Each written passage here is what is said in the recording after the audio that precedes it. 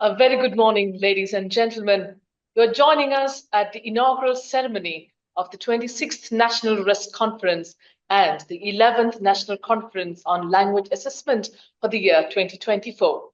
This year's theme is Making English Language Teaching Ready for the Era of Generative AI, Challenges, Motivation, and Readiness. A warm welcome to each one of you. It is indeed our pleasure to have you all in our midst this morning. Let us commence the day's proceedings with the traditional lighting of the oil lamp, which will be followed by the national anthem. So to virtually light the lamp, let me invite the following dignitaries. Our chief guest this morning, Professor M.G. Lalit Ananda, University of Sri Javagadhapura. Professor Prasad Setunga, Director General, NIE. Dr. Darshana Samaravira, Deputy Director General, NIE. Ms. Nimali Badrulia, Director, English and Foreign Languages Branch, Ministry of Education. Mr. Orlando Edwards, Country Director, British Council, Sri Lanka. Mrs. Vedosha, Assistant Lecturer, Department of English, NIE. And Mrs. Krishanti Kiyanage, Assistant Lecturer, Department of English, NIE, to do the honor.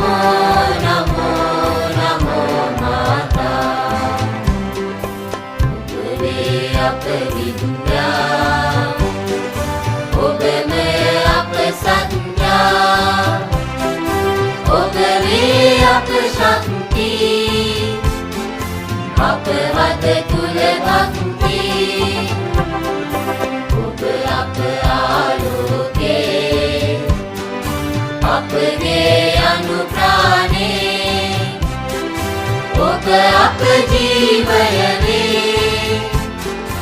අප මුක්තිය ඔබවේ නව ජීවන දෙමිනේ ලිපින අප පුබුදු කරන් මාතා ඥාන වීර්ය වඩවමින රැගෙන යනු මැන ජය භූමි කරා එක මවකගේ දරු කැළඹෙමිනා යමු යමු වී නොපමා ප්‍රේම වඩා සැම වේද දුරරදා නමෝ නමෝ මාතා අප ශ්రీ ලංකා නමෝ නමෝ නමෝ නමෝ මාතා. Let me now call upon Mrs. G.K. Varosha, Assistant Lecturer, Department of English, NIE, to welcome the gathering.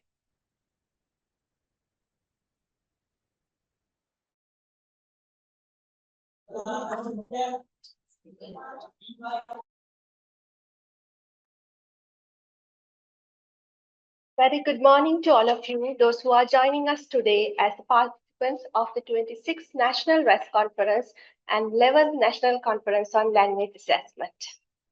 This marks the 26th consecutive year that the Department of English at the National Institute of Education organizing the National RESC Conference and 11th consecutive year in organizing the Conference on Language Assessment. 32 regional English support centers, known as RESC, established island-wide, play a significant role in enhancing English language teaching and learning across the country. These centers are instrumental in advancing English language education and contribute significantly to the success of various English language education initiatives. Shouldering the responsibility of professional development of the RESC staff, the Department of English at the National Institute of Education organizes various programs throughout the year. National RESC Conference is an annual academic event that serves the purpose of upgrading and updating the knowledge of the RESC staff. With this short introduction, let me welcome you all officially to the conference. Let me get the honor of welcoming Professor Prasad Setunga, Director General of the National Institute of Education. So I'm honored to welcome you today to this conference, sir. Next, I would like to welcome the chief guest to the conference, Professor Lalit Ananda, Senior Lecturer from the University of Sri Jayawardena. On behalf of the organizing committee and the entire Sri Lankan ELT community, I warmly welcome you to this event, sir. Next, I would like to welcome our keynote speaker, Dr. Darshana Samaraveera, Deputy Director General of the Faculty of Languages, Humanities and Social Sciences of the National Institute of Education. I am honored to welcome you today to the conference, sir. Next, let me warmly welcome Mr. Orlando Edwards, the Country Director of the British Council Sri Lanka, for humbly accepting our invitation and gracing the occasion, reflecting the partnership between the British Council, RESC, and the Department of English, NIE.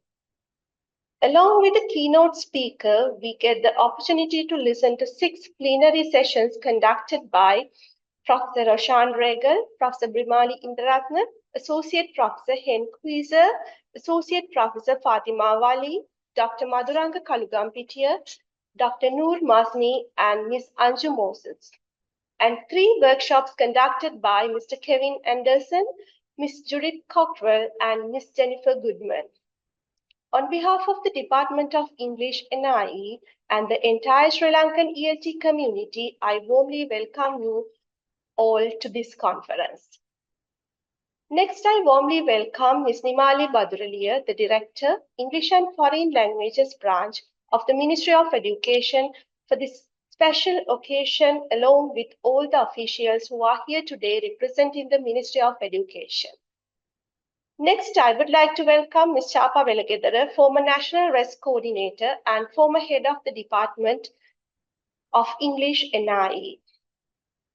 Next, I would like to welcome university academics, both local and international, and the officials representing the National Institute of Education, officials from the provincial authorities, officials from the US Embassy Colombo and the British Council Sri Lanka, retired NIE officials and retired RESC members who are joining us today upon our invitation. It is a great encouragement for us to have you all here with us today. Next, I would like to welcome Assistant Director of the IT Support Services Unit of the National Institute of Education, Mr. Mohan Vijayaratne, and the team, Mr. Rasika Balasurya, the Director, Department of Electronic Dissemination, and the team, who are always behind us, extending immense support, ensuring the success of this conference. Dear teachers and the members of the RESC family who are here with us today, the primary aim of this conference is to provide you with the latest best practices in ELT. So it's with great pleasure that I welcome you all to the conference.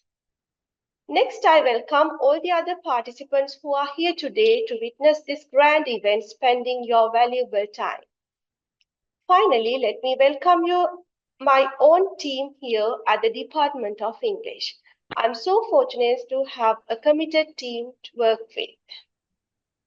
With all that, let me conclude my welcome speech by wishing you all a productive academic experience during this 3-day symposium conducted by the Department of English along with the North Central and RESC.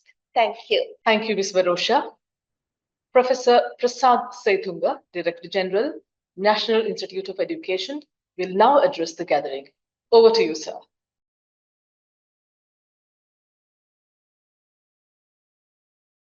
Distinguished guests, esteemed colleagues and friends, I can see a number of esteemed colleagues are joining with us, especially our dedicated Academic Affairs Board member, Professor Lalit Anand, as the chief guest, and my own Deputy Director General as a keynote speaker, Dr. Darshana, and 7 plenary session speakers and 3 speakers from the US Embassy, and our good friend, the Country Director, British Council, Orlando Edwards. Good morning and a warm welcome to the 26th National RESC Conference and the 11th National Conference on Language Assessment.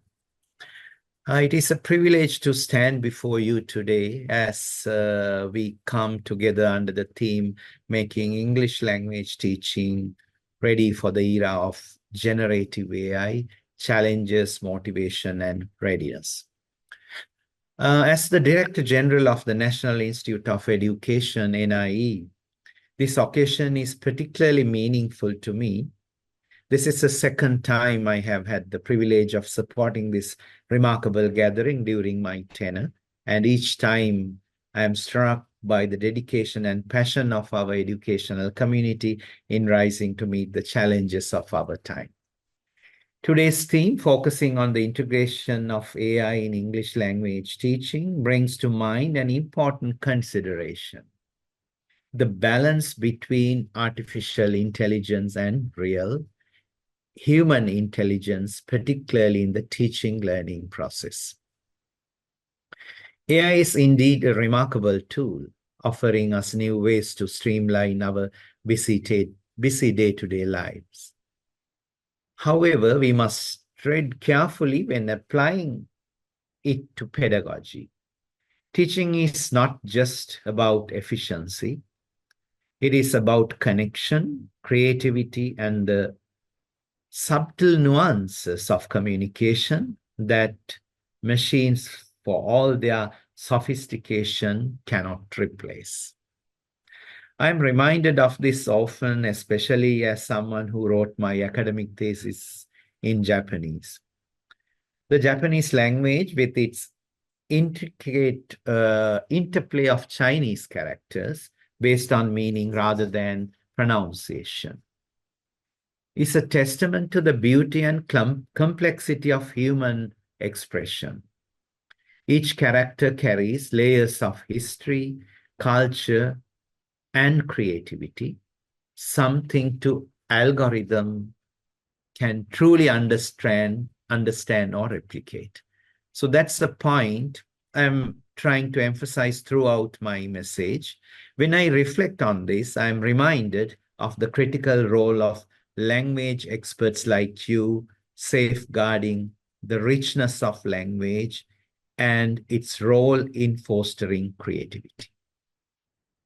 I had a painful experience when I tried to, I wrote 3 theses in Japanese language. So I thought, why should I write in my mother tongue of this thesis? Then I would be able to showcase the creativity more and more. You know, this is the complexity. So AI, for all its power, must remain a tool, one that serves us rather than dictates to us. I recently encountered an example for this when a colleague shared meeting minutes generated by an AI assistant. Nobody noticed this, even didn't get any response of this minute. The minute output, though functional, lacked clarity, depth, and accuracy. This is good for the, as I pointed out, maintain the busy day-to-day life. Minutes from the AI assistant, just afternoon after the minutes, without any clarity. So I can remember I have pointed out very valid points. Nothing is there. AI assistant missed the chance. In education, this risk is even greater. If we over-rely on AI in teaching, we could inadvertently erode the pedagogical processes that make learning transformative and meaningful. This is why sub-themes of this conference, ranging from integrating AI thoughtfully into curricula to addressing ethical concerns and empowering educators, are so vital. They reflect not only the opportunities AI presents, but also the caution we must exercise in its application.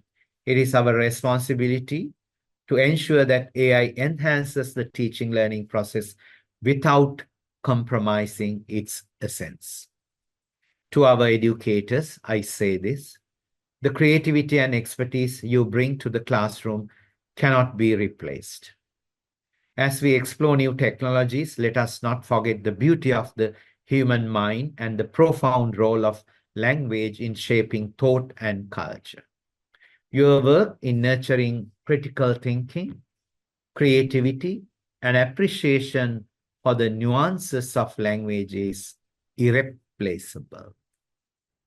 I wish to express my deepest gratitude to the Department of English of the NIE, the RESC network, for organizing this conference and for your unwavering dedication to advancing English language education in Sri Lanka. As we engage in discussions over the next 3 days, I encourage all of us to reflect on this balance, how we can leverage AI to support but not replace the human elements of education. Let's celebrate the beauty of language, the richness of culture, and the creativity that only human intelligence can bring to the teaching learning process. In closing, I leave you with this thought: AI may be able to simulate knowledge, but it cannot replicate wisdom. The future of education lies not in choosing between artificial and real intelligence, but in harmonizing the two with human creativity and insight always leading the way. Thank you, and wish you all a productive and inspiring conference. That was Professor Prasad Seitunga, Director General, NIE. Thank you once again, sir, for that interesting and insightful thought sharing. Let me now call upon Mr. Orlando Edwards, Country Director, British Council, Sri Lanka, to make his address.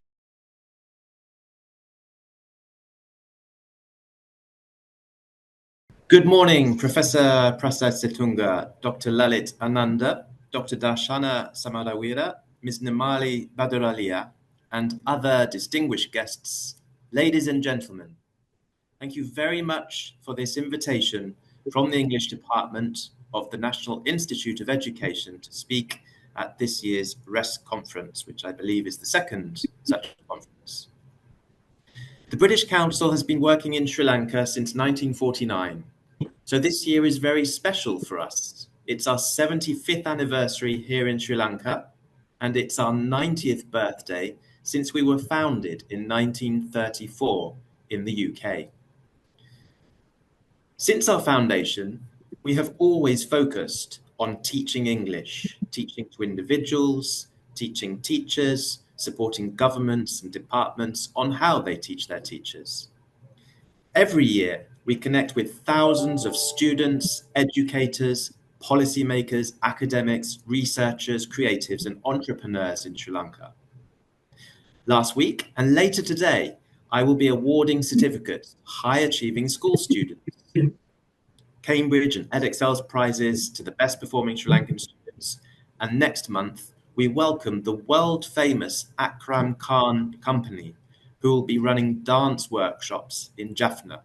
These are great examples, just some of the very present examples of the British Council's work, which aims to inspire, empower, and support young people to fulfill their potential. I have now been in Sri Lanka for almost 2 years, and I have been delighted by the warm welcome I have received and impressed by the friendliness and generosity of all the Sri Lankans I have met so far. I've formed some very strong friendships with Sri Lankans, which I will cherish. But one of the highlights of my tenure has been my interactions with the RESCs. I've now met colleagues from RESCs in Kandy, Jaffna, Kurunegala, Gaul and Mathura, and it's my ambition to meet as many RESCs as possible in my time in Sri Lanka. Earlier this month, I was delighted to accompany the High Commissioner, Andrew Patrick, to the Kurunegala RESC, and he was delighted to observe a professional development session for teachers and to interact with them and understand the way that they work and the challenges that they face. He was impressed, he was beyond impressed, I hasten to add, at the diligence, the persistence, and the passion that RESC coordinators and teachers are investing in supporting education here in Sri Lanka. I told him that the RESCs play a crucial role in supporting and helping with the advancement of the English language and improving English teaching standards. A month ago or so, we realized that there are aspects of the British Council's operation which could also appeal to RESCs beyond teacher training, and we have extended our invitation to join screenings of National Theatre Live recordings, which are recordings of live world-class theatre performances from London's theatres. These screenings provide teachers with access to world-class English language theatre, enhancing their listening and comprehension skills. Exposure to diverse accents, vocabulary, and idiomatic expressions through live performances can help to improve language fluency. Additionally, National Theatre Live theatre screenings can inspire creative learning methods, fostering a greater appreciation for the arts and literature. This initiative would enrich the curriculum, encouraging critical thinking, cultural appreciation, and broadening students' global perspectives on language and performance. We look forward to welcoming more RESC coordinators and teachers to future screenings. During 2024, one of the highlights of our collaboration with RESCs was our English Communication Skills for Remote Delivery project, sponsored generously by HSBC. This was delivered by the RESCs to over 200 English language teachers island-wide. It has been an enormously valuable project, hugely appreciated by HSBC and all those who have been involved. We are extremely grateful to RESCs for this enduring and mutually beneficial partnership. RESCs continue to help us deliver our online teaching training delivery, for example, with e-moderators, on English for Teaching 2, version 2 of that course, and on improving teaching and assessment of listening and speaking skills, just 2 of the many projects that we are currently running. The pandemic, of course, created a learning curve for both British Council trainers and RESC trainers alike in terms of online delivery, and we have learned a lot from it, and we continue to apply that learning in the way that we deliver this training. Once again, on behalf of the British Council, I would like to thank the RESCs for their outstanding work year after year in their provision of training, resources, and mentoring to countless English language teachers nationwide. Over the next few days, I believe you will embark on a journey to explore how artificial intelligence, or AI, is revolutionizing the educational landscape, transforming the way we teach and learn. I see that there will be some great sessions on this, and that the conference will delve into the world of AI and will uncover its potential to personalize learning experiences, enhance teaching efficiency, and make education more accessible to all. If used correctly, artificial intelligence can help us discover innovative tools and strategies that can empower us to better support our students' language development and prepare them for the challenges of the future. Recognizing the importance of artificial intelligence to the future of English teaching, the British Council undertook some research in this area a couple of years ago. We published an updated report drawing on this research and its findings earlier this year, in July in fact, and we will share the link during this conference. I know that my colleague Andrew Moses, the head of English programs, will be delivering an innovative session tomorrow. In brief, the findings of technology experts who worked with the British Council to look at the current literature and research in this area. And they consulted a range of experts, teachers, lecturers, and AI professionals to understand their views on the subject.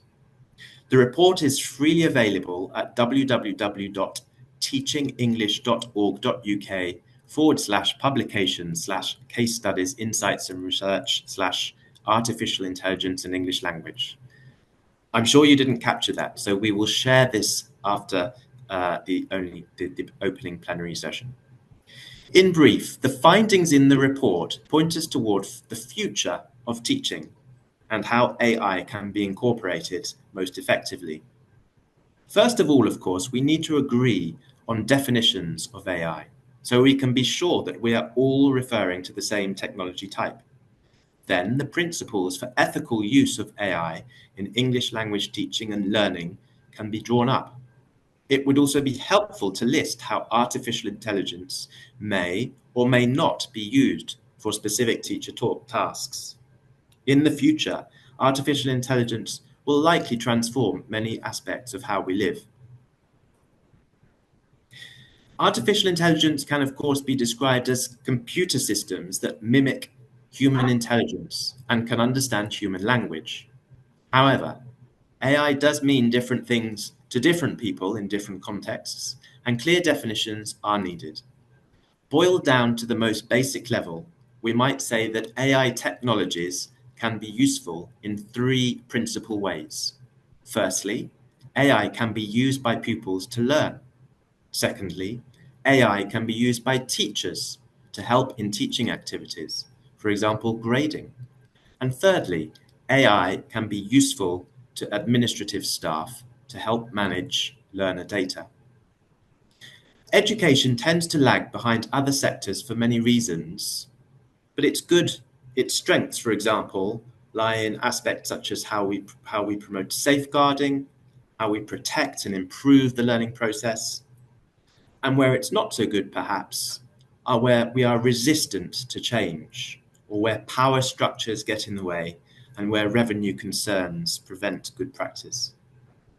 Whether or not these new technologies, these new AI technologies, will bring the widespread change in education systems is, of course, an ongoing debate. So there is a lot to think about over the coming few days, but this is a wonderful opportunity for us to learn, to collaborate, and to inspire each other as we pave the way for a new era in language education together. Thank you once again for the invitation to speak and join this session, and I'm sure the conference will be a huge success. Thank you. That was Mr. Orlando Edwards, Country Director, British Council, Sri Lanka. Thank you, sir, for those valuable words, thought-provoking indeed. Let us now lend our ears to Mrs. Nimali Badrelia, Director, English and Foreign Languages Branch, Ministry of Education, who will now address the gathering. Over to you, madam.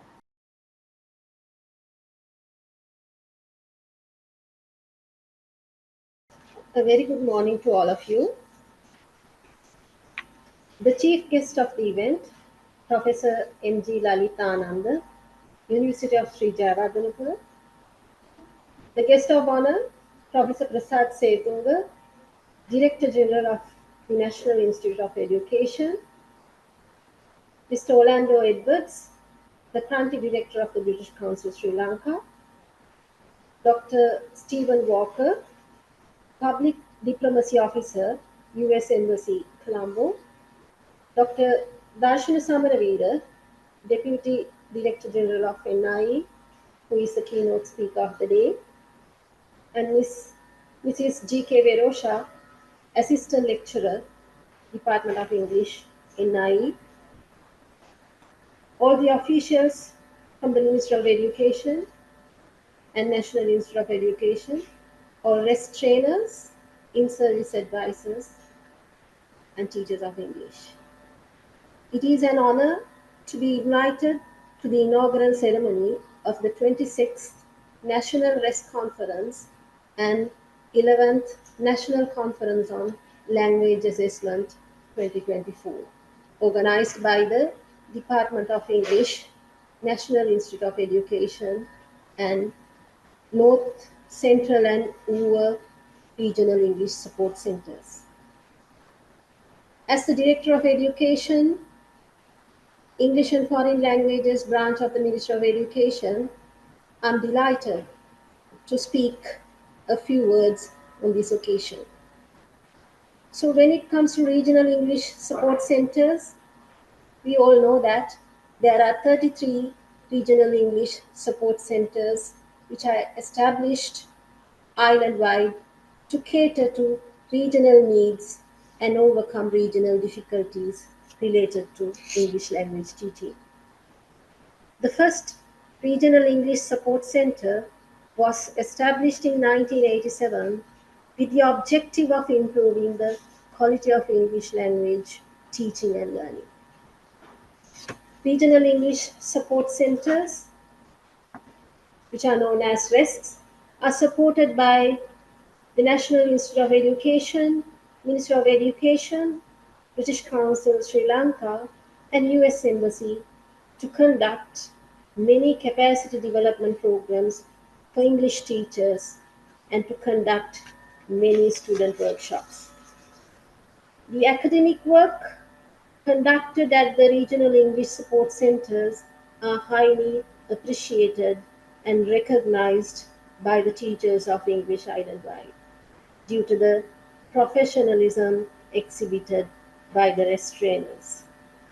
Ministry of Education has launched many programs with RESCs in order to strengthen the ELT field in the island.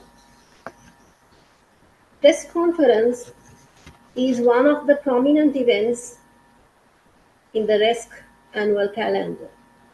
The National RESC Conference is annually organized with the objective of providing many opportunities for English language teachers and trainers for continuous education. This conference plays a vital role in fostering professional development within the RESC trainers and English teaching community. This year, the theme of the conference is Making English Language Teaching Ready for the Era of Generative AI, Challenges, Motivation and Readiness. This theme addresses one of the widely spoken topics in the modern world, AI, and it opens the forum to discuss and understand the importance of artificial intelligence and its challenges in English language teaching. This theme reflects the issues and challenges in English language teaching. In the modern world, no one cannot be deviated from the technology. Not even the classroom can be isolated from the artificial intelligence. Therefore, teachers have to embrace AI and incorporate it in the classroom teaching, but not to forget the challenges it creates. So, this conference will empower our English teachers to be aware on the advantages and at the same time the challenges of artificial intelligence and to use it to strengthen the English language teaching.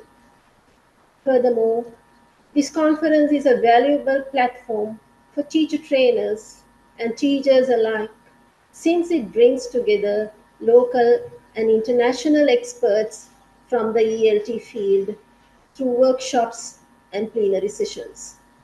The activities lined up for 3 days of the conference create a rich and a diverse environment for professional development of English teachers. In addition, the conference creates a platform for RESC trainers to collaborate and to be reflective on their practices.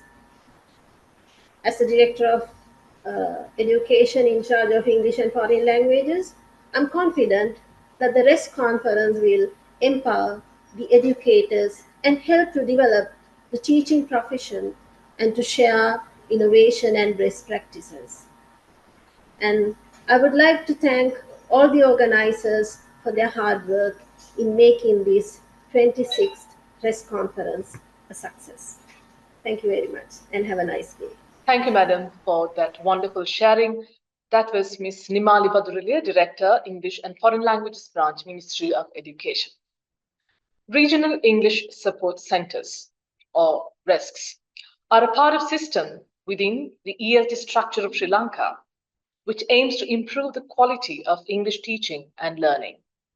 Let us now draw our attention to the screen for the video presentation on the Regional English Support Centers. Sri Lanka, our motherland, is a small island in the vast Indian Ocean. Yet, as a nation, it has a high literacy rate, which is around 92%. The contribution made by the teachers to fulfill this requirement is priceless. Among the teacher population in Sri Lanka, there are around 22,000 teachers of English teaching English as a second language in schools.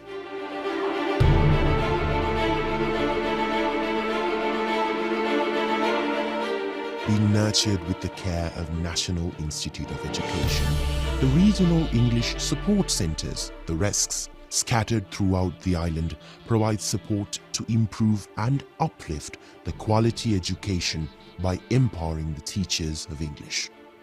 RESC is a center established to promote English language teaching and learning in every region. It empowers not only the teachers but also the students in the region. And one of its important features is the ability to respond speedily to the difficulties that arise in each area. RESC provides a setting to study, learn, speak, and practice English. Each center has a well-stocked library with relevant and up-to-date ELT publications, fiction, audio, and video material. The RESC staff is experienced and highly competent, who have undergone additional training to offer advice and guidance to both teachers and students. The RESC provides many valuable services in different ways. It is a physical location for teachers to meet and share experiences. Each center is armed with modern equipment which can be used by visiting students and teachers. It prepares and delivers various programs and workshops with an overall national framework.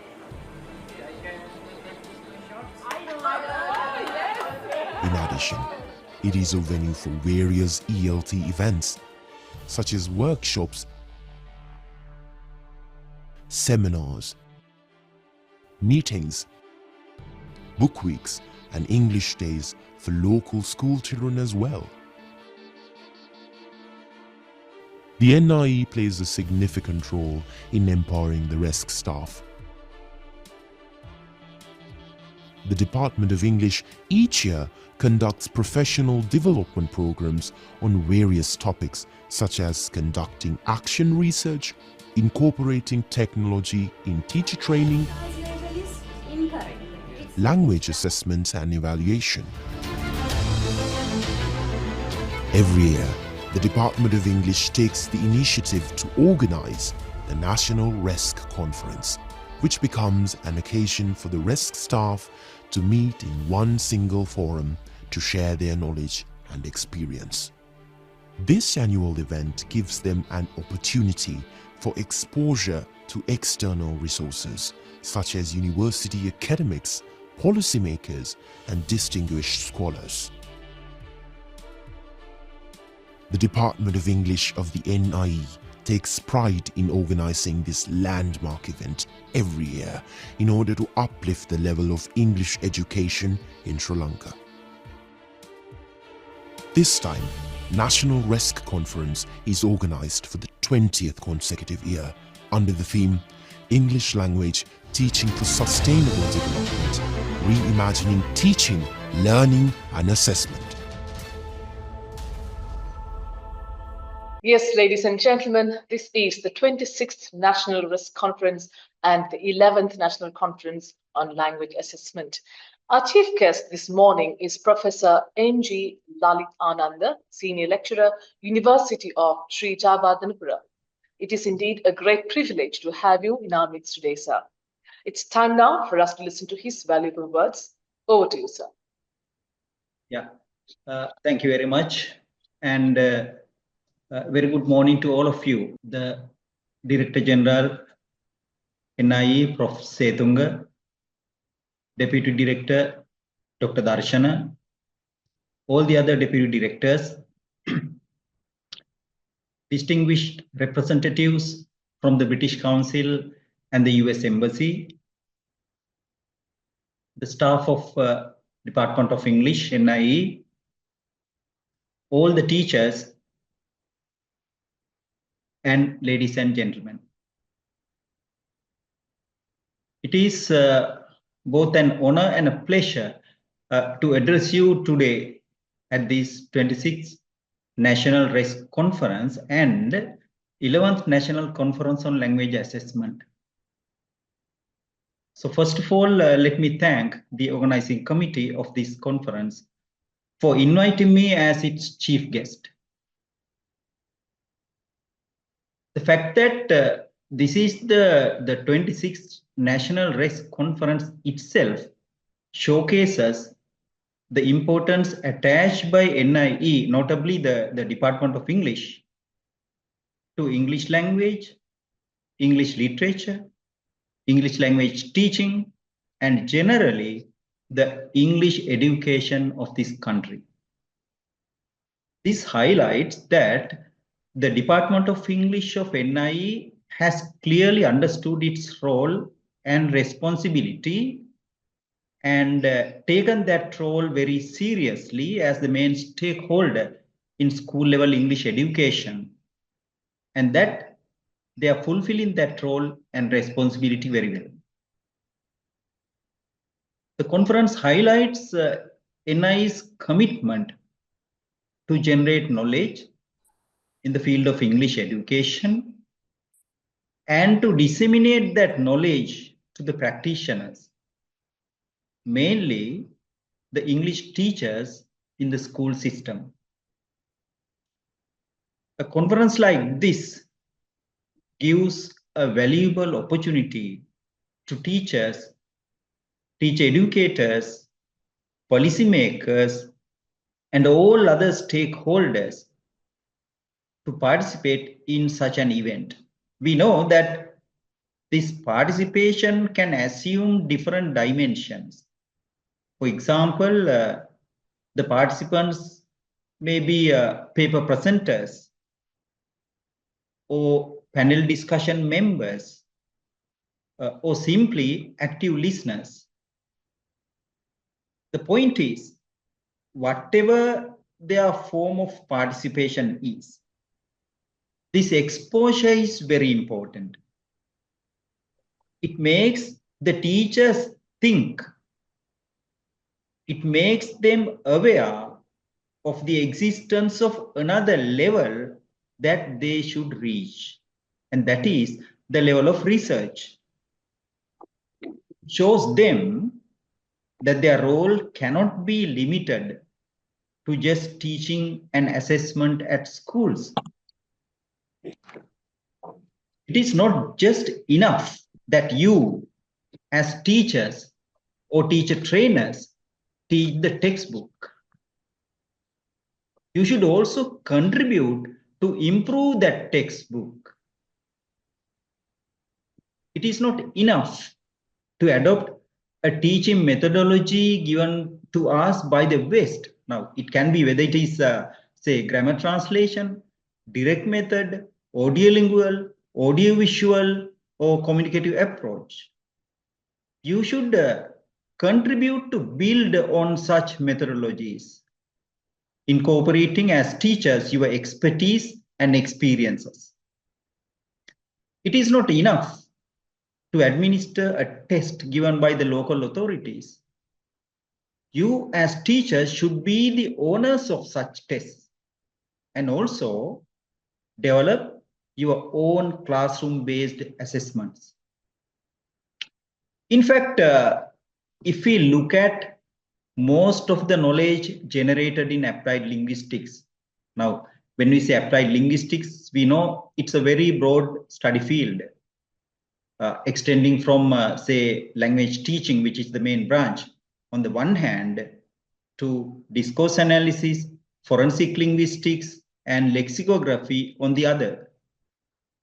But if we look at the language pedagogy related fields, say mainly language teaching, assessments, and curriculum design, teachers all over the world have contributed significantly to all these fields.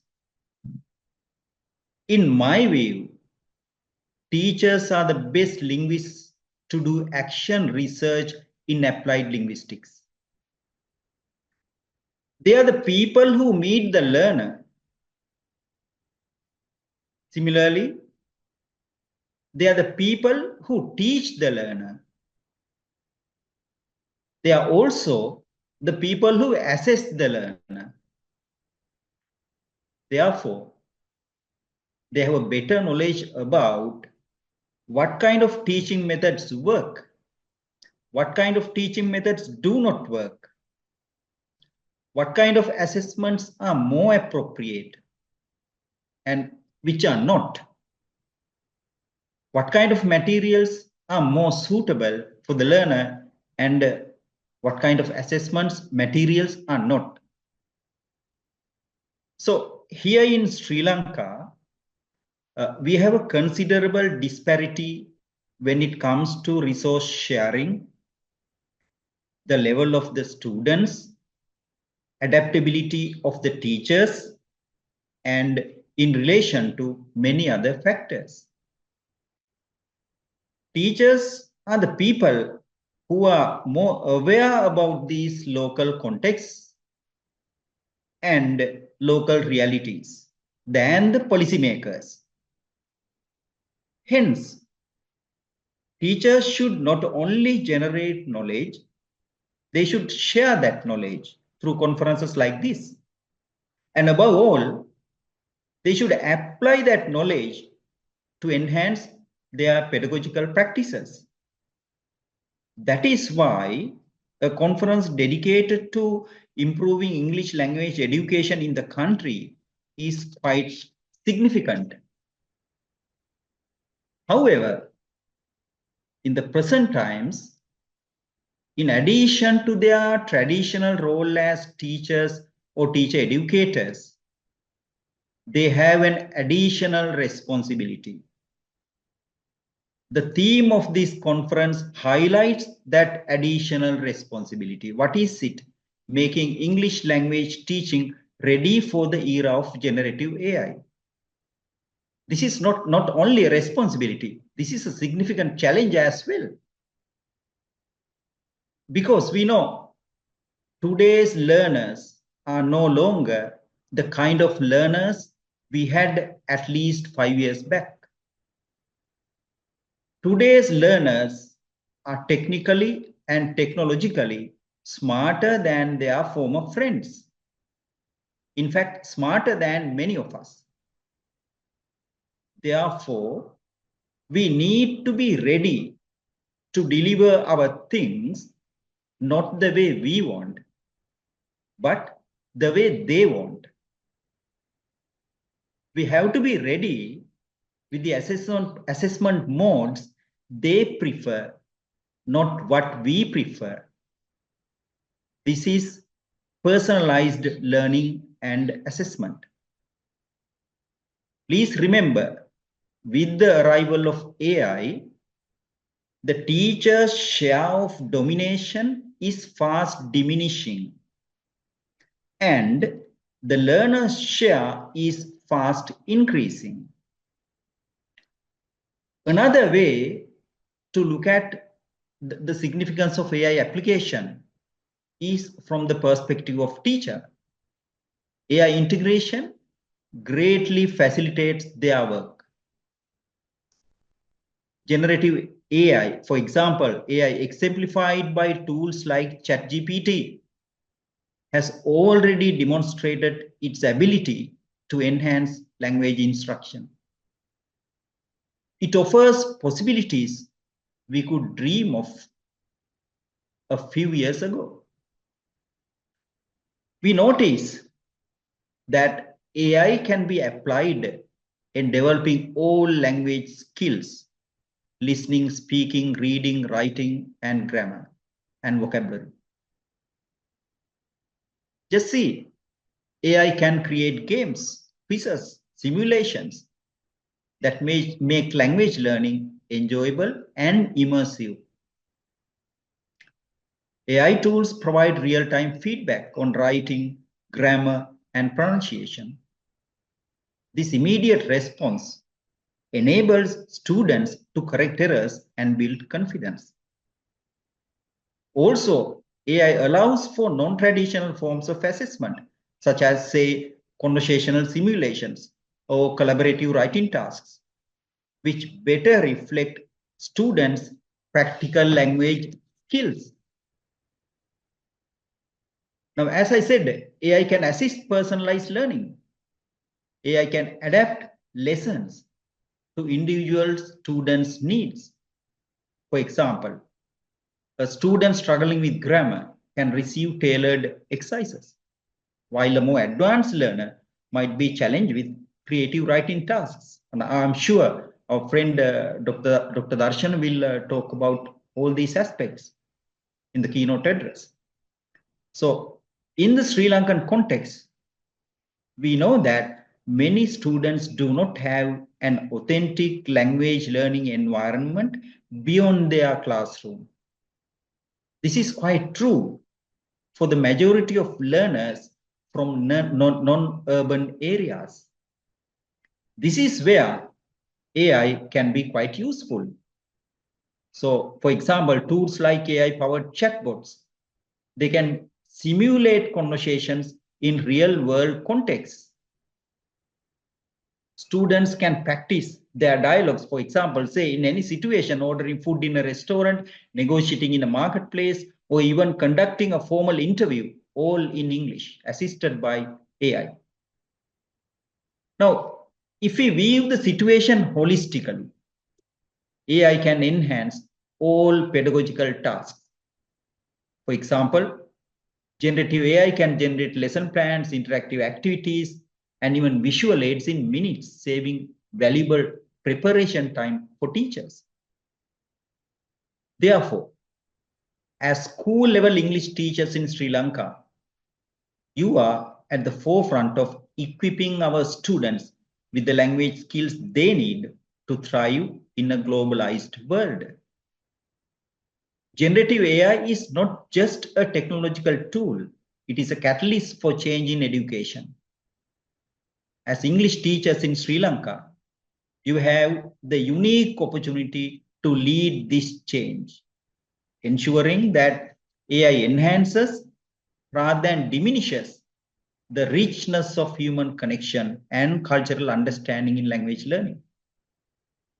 Therefore, let us commit to making English language teaching ready for the AI era, motivated by a shared vision of empowering our students to thrive in an ever-changing world. Together, we can ensure that technology serves as a bridge, not a barrier, in the pursuit of knowledge and communication. Also, we know that no technological tool can replace a teacher. However, our readiness to embrace these tools will determine their success in the classroom. So once again, I thank and congratulate the Department of English, NIE, for organizing this conference and giving such a valuable opportunity to all the teachers, policymakers, and other educational practitioners in the country.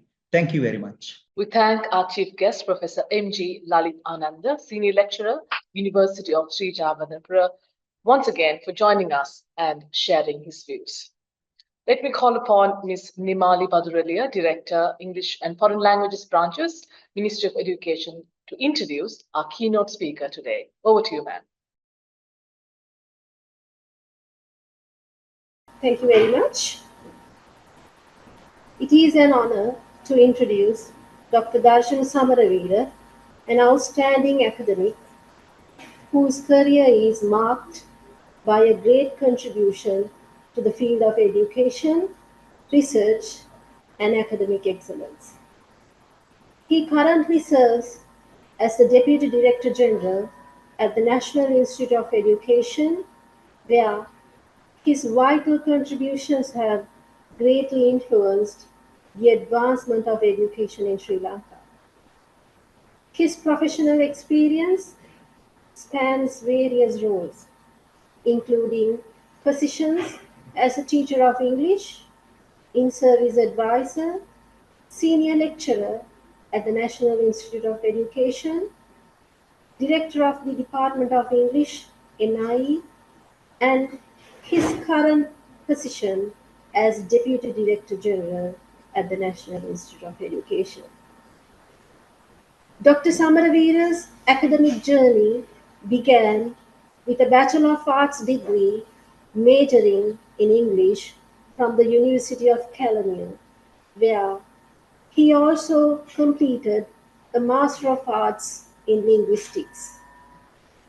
He pursued a postgraduate diploma in education at the University of Colombo and went on to earn a Master of Philosophy in English Language Education from the English and Foreign Languages University in Hyderabad, India.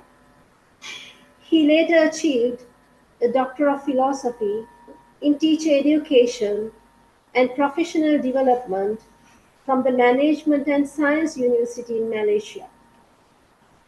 His PhD research focuses on addressing burnout among pre-service ESL teachers in Sri Lanka, investigating how mentoring can help manage burnout through the development of self-efficacy. Dr. Darshan Samaravira has a rich and diverse educational background, and his expertise covers a wide range of domains within education, including teacher development, technology integration in language teaching, curriculum and course design, language testing and evaluation, and teaching English language and literature. His dedication to education is shown not only in his academic accomplishments, but also in his extensive involvement in various capacities. As the chairperson of the Sri Lanka English Language Teachers Association and an executive committee member of the Sri Lanka Institute of Quality and Productivity Management, his contribution is significant in advancing English language teaching methodologies. His position as Vice President of the Sri Lanka School Psychology Association highlights his commitment to integrating psychology with education to support student well-being. Additionally, his memberships in esteemed organizations such as TESOL International, the English Language Teachers Association of India, and others reflect his advocacy for professional development and innovation in language education. Dr. Darshana Samaraveera's dedication to professional growth and a global educational perspective is evidenced by the range of international and local training he has received. Furthermore, Dr. Samaraveera's research contributions are significant, with numerous publications focusing on critical areas such as second language learning, mentoring, and assessing the status of English as a second language practitioners in Sri Lanka. His research spans the domains of education, language teaching, and teacher well-being. Today, we are fortunate to have the opportunity to listen to the keynote speech delivered by a distinguished scholar like Dr. Samaraveera. On behalf of the Department of English and the RESC family, I cordially invite Dr. Darshana Samaraveera to share his insights and expertise with us in this session. Over to you, Dr. Samaraveera. Thank you. Thank you very much, Ms. Nimali Baduraliya, for the wonderful introduction. And I'm privileged and particularly happy to have been introduced by a friend whom I have known for a long time, and we have shared in our professional and academic lives. We have shared many milestones together. Thank you very much. Good morning, all. Professor Lalitananda, our chief guest today, Professor Prasad Setunga, Director General of the National Institute of Education, and all the other dignitaries.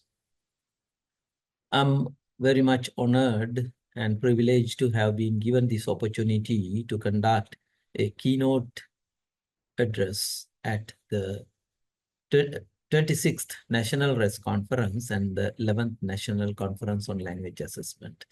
With both these events are emotionally attached to my professional life. In the year 2004, just after joining the NIE, Department of English, I can remember playing a key role in organizing the RESC conference at Tulhiriya. Those days we had, now we have the MAS Training Center. Those days we had the Kabul Lanka Training Center. I can remember organizing that event with the then director of the Department of English at Tulhiriya Kabul Lanka Training Center. I think our senior colleagues from the RESCs maybe you remember that landmark event, and ever since I've been a part of this conference for a long time, organizing it and delivering plenary speeches. In many ways, I have contributed to this, and today you have honored me as a colleague, right, of yours again with this invitation. So thank you very much. Today, what I'm going to share with you is something related to the theme of this conference. My topic is going to be digital transformation and language education, opportunities and challenges. Almost all the speakers to whom we have listened to in the morning, they have discussed so many ideas related to this digital transformation, particularly generative AI. So I'm going to talk about the opportunities and challenges because we know today we stand at an intersection. This is an intersection between the traditional education philosophies and the modern technological advancements. So this is the right time for us to speak, for us to discuss, debate, and come to conclusions regarding what to do in the future. Because we are very rapidly moving towards the next paradigm shift in technology. So my speech today is going to be, I'm going to discuss a few important topics that would help you in broadening your horizons as teacher educators, teachers, and students in language. So we'll be discussing the digital transformation and education, particularly language education, power of digital transformation, and particularly the need to accept this transformation and the challenges that have brought by this transformation. As educators, particularly teacher educators, our role in the digital age, and then balancing tradition and innovation. So finally, I'll be discussing a little bit about the future and what we need to discuss, or what we need to do in the future. First of all, let me bring the term transformation to you. Transformation has been a word. This has been the buzzword for many years. And we need to understand what the transformation is. According to the UNESCO, transformation has 3 aspects. So in whatever field, maybe it is education, maybe it is politics, maybe it is economics, whatever, we have to think of these 3 things when we talk about transformation. The first is, and we need to understand that anything we are engaged in today and anything we are going to engage in tomorrow is not going to be a watertight compartment. It's always very fluid and it is a continuum. So when we talk about transformation, UNESCO gives us these 3 ideas to think, 3 aspects. The first one is what we are going to retain, what to retain from what we have been doing so far. What are the things we need to retain? The stronger parts of what we have been doing, we have to retain. And then what to remove? Outdated, weaker aspects of any field, of course, we have to remove. And when time passes on, we have to, there are new things coming in, innovative ideas, maybe, innovative technologies. So we need to add them if we are to survive. So what to retain, what to remove, and what to add. These are the 3 aspects we need to discuss when we discuss transformation in any field, maybe language education, maybe education, maybe economics, politics, or whatever, social development. And today we know, right, when we talk about what to add, we know digital technologies are there. So this transformation is always powered by digital technologies. You all have discussed since morning. We've been listening to the concept of AI. Then we have artificial intelligence, IoT, Internet of Things, robotics. And these are the things that power this transformation, the digital technologies. So to bring language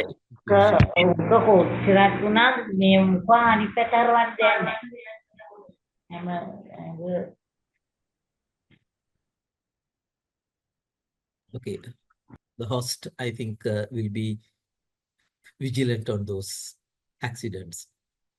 So bringing language education parallel to this transformation or the fast-moving changes in digital technologies is one of the challenges we have. So I'm going to discuss these few things. And we all here, I think we are the people who were born, many of us, we were born in the previous century. And we have witnessed the advancement in technology right throughout our life. And when we talk about the advancement in technology, we know we have experienced by now, and the humankind has experienced 5 industrial revolutions. The first one happened somewhere around 1718.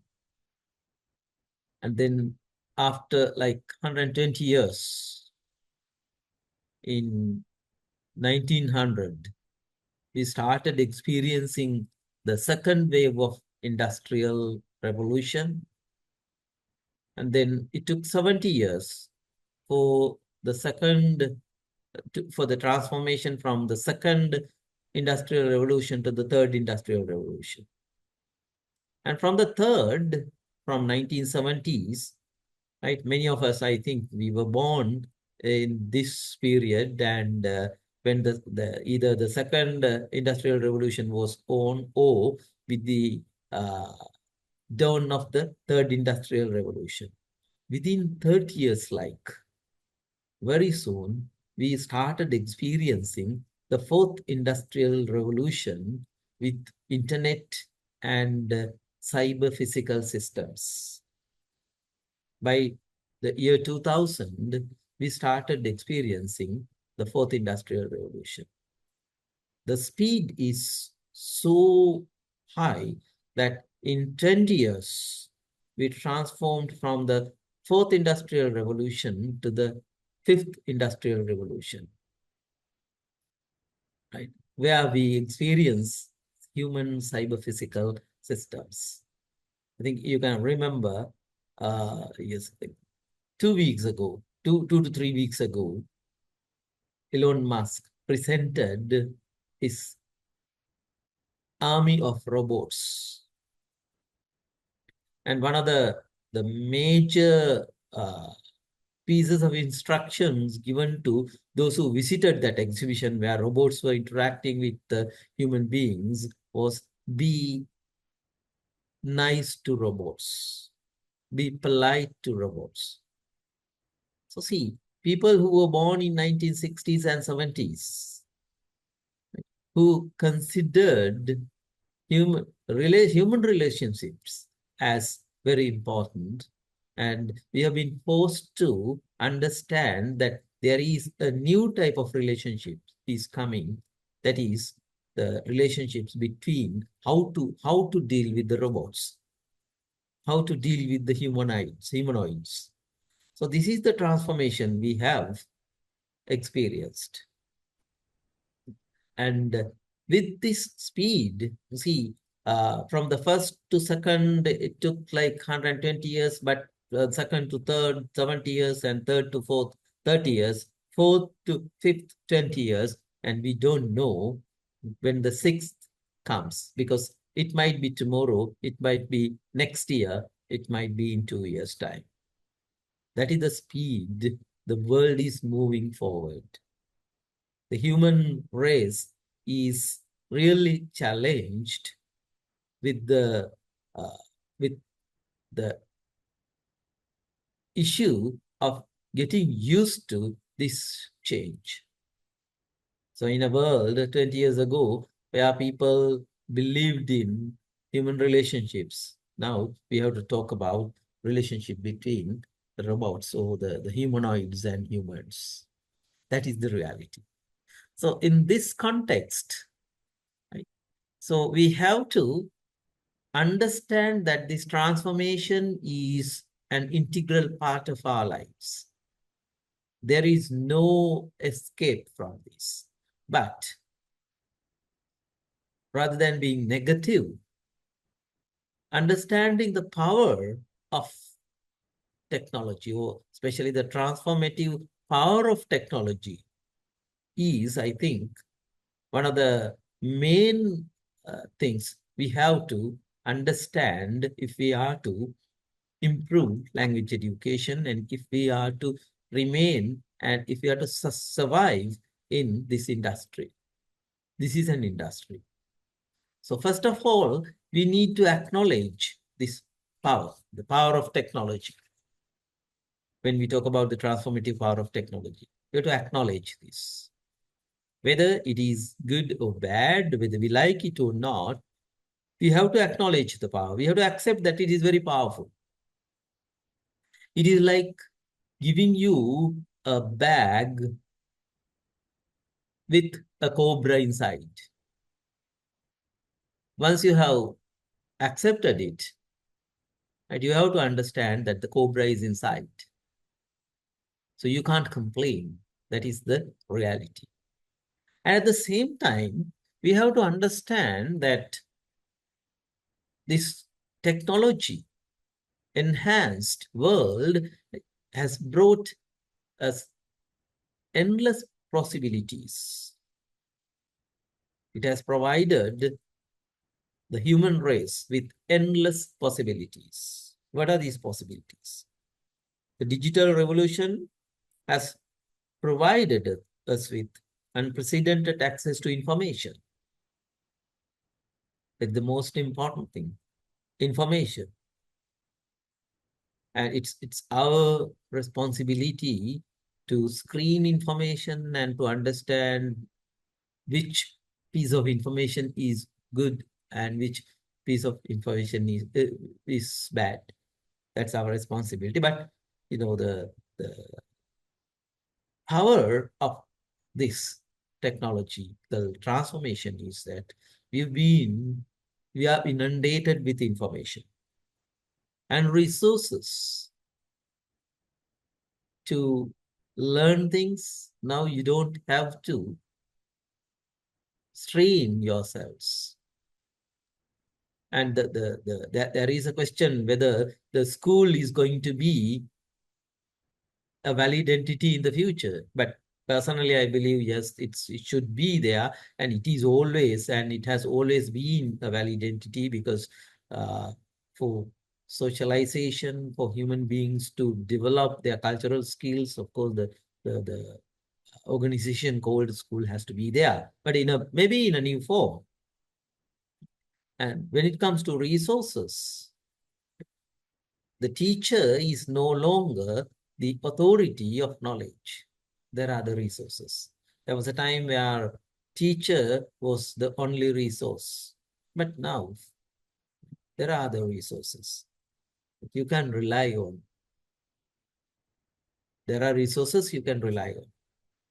Right? And the next is the opportunities to connect with individuals, powerful individuals, resourceful individuals across the globe. So with this, especially with the development of artificial intelligence and machine learning and concepts like big data, these possibilities seem endless. Today, a student, we all are students. We all are students. A student in a remote village can learn from a professor from a renowned university, which is situated in the other end of the globe. It could be, right? Or renowned institutions. Now,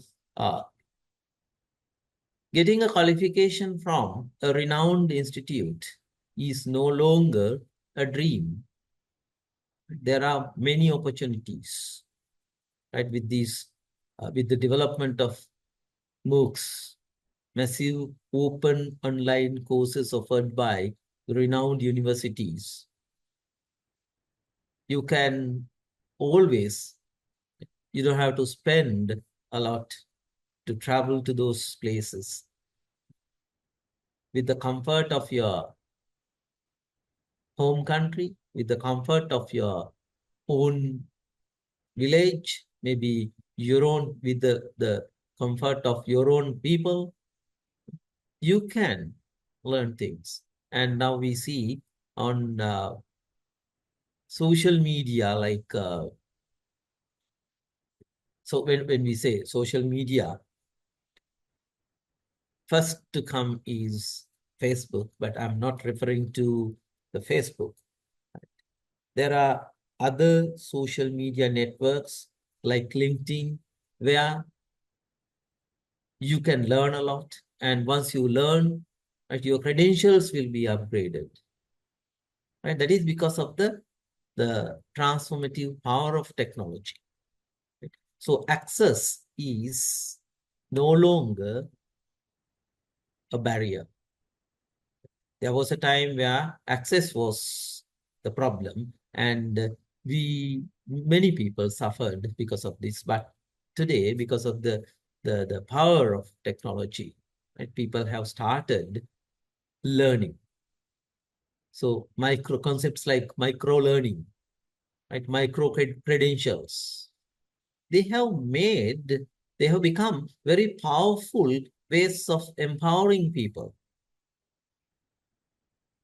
And the concept of, especially the concept of personalized learning. Personalized learning is the most significant change we brought in as a result of this technological transformation. That's why I told the concept of school, concept of the traditional school, right, is challenged with the concepts like personalized learning, and especially with the incorporation of AI and science of learning into these new technological platforms. There are platforms like, now for language learning, there are many AI-enabled learning science platforms powered by science of learning, like Duolingo. I'm learning a language, a foreign language or a second language is no longer a dream. There are platforms that provide and that customizes your personalized learning plan. For example, recently I started learning Spanish language, and by today it's my 154th day. Within 154 days, I have developed myself as a A1 learner within the Common European Framework of Reference, the A1 learner of Spanish. Just 154 days and spending like 10 to 15 minutes a day. It's only your commitment. And the way these learning platforms, AI-enabled learning platforms, right, provide feedback, the way they motivate individuals for personalized learning, the emotional attachment you develop with these digital platforms is remarkable. So teachers and teacher educators of our time, I think this is one of the biggest challenges, right? It is the transformative power of technology in language education is so powerful that there is a risk associated with this all the time unless we, teacher educators, curriculum developers, teachers, material developers, unless we understand this transformative power of technology and incorporate technology in our activities. So what are the challenges in this digital era? Even though I mentioned that this is very powerful and this is across the globe, there is one thing, that is digital divide. We know the world is not very fair. Still, the world is not that fair. So the digital divide is becoming more and more wide because of the digital transformation, right? Especially in countries like Sri Lanka, where access to technology, where access to data is still a luxury. We can see the digital divide. So overcoming this challenge is, I think, it's in front of us. And there is another challenge, that is, there is a significant shift in the cognitive patterns of students. As a result, we see a lot of superficial understanding of complex subjects rather than going deep into subjects because of the access and because of these AI-enabled platforms. There is a shift in cognitive patterns. We had a time where we wanted to delve deep into a subject and to learn it very well, to master it. But today, that the cognitive shift is very much visible, and we see a different generation of people. So to come to terms with this change, I think is different for the people of our generation, but we have to accept this, we have to take it as a challenge, and we have to find solutions to these. And there is a diminishing interest in language learning because of the digital technologies. Now we have these platforms which can translate things into as many languages as possible. Say you travel to a faraway place where you don't understand the native language of the people there, right? If these translation platforms are available, and if you have data, what you can do is you can easily translate it, show it to those people, and get things done. So as a result of this shift in cognitive patterns of students, the younger generation in time to come, maybe they don't want to, they are not interested in learning languages. Although the people of our generation, we are interested in this, right? And when very soon, right, with the next technological revolution, industrial revolution, we might get devices where these devices might translate things, and they might speak to you, you will speak to your device in your language, and on the other side there will be a receiver, a receiving device, which would translate it and communicate it to the other person. So these are possibilities. So and the other thing is less interest in creative use of language, right? We are a generation of people who valued the creative use of language. And we know that's been in our history. If you go to Sigiriya, what you look for is that creative use of language. And if you refer to Kausilumina, you look for creative use of language. Why do you read Wordsworth? That is to enjoy the creative use of language. But today, as a result of the shift in cognitive patterns of the students, there is this they are not very much interested in using language creatively. That is just a tool of communication for them. So as a result, the paradigms in communication keeps on changing. And people of our generation, we have to come to terms with this. And preserving the tradition, preserving the tradition of using language creatively, right? These are some of the problems. And there'll be a time where handwriting is going to be a kind of a luxury, and that might be limited to calligraphy because of the keyboards.